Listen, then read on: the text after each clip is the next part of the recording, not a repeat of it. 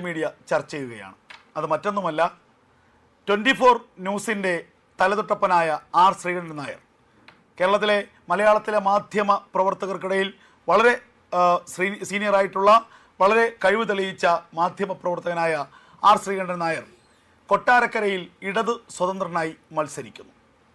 ഇത് അപ്പോൾ വീട്ടിൽ വന്ന് നടക്കുന്ന കുക്കിങ് അത് നാട്ടുകാരെ പറയും. അപ്പം ശ്രീകണ്ഠൻ നായർ തെരഞ്ഞെടുപ്പിൽ നിൽക്കാൻ പോകുന്നു എന്ന് പറഞ്ഞു കഴിഞ്ഞാൽ നമ്മളോട് സ്നേഹവും തീർച്ചയുള്ള കുറേ ആൾക്കാർ പോയി കാണും. കുറച്ച് പൈസ കിട്ടും, ഗൂഗിൾ കമ്പനി കുറച്ച് പൈസ കൊടുക്കും.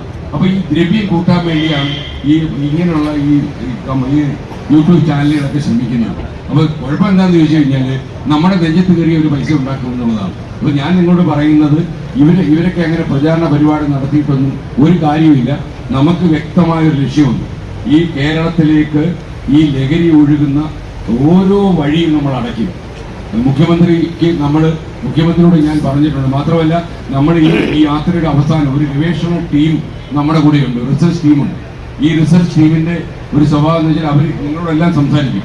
ഈ ടീം നമുക്കൊപ്പം സഞ്ചരിക്കുന്നുണ്ട്. അവസാനം ഒരു PhD പ്രബന്ധം പോലെ ആധികാരികമായ പഠനങ്ങൾ നടത്തി ഫുട്നോട്ട് ഉൾപ്പെടെയുള്ള കാര്യങ്ങളൊക്കെ വെച്ച് ഇതിനുള്ള വഴികളും ഇതിനുള്ള നിബന്ധനകളും